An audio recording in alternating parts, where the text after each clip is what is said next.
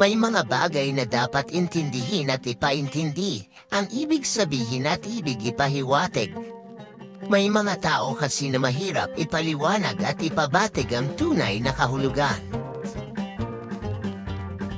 Tulad ng isang kasabihan ni Pre guys, ang kalahating kasinungalingan at kalahating katotohanan ay buo pa din na kasalanan.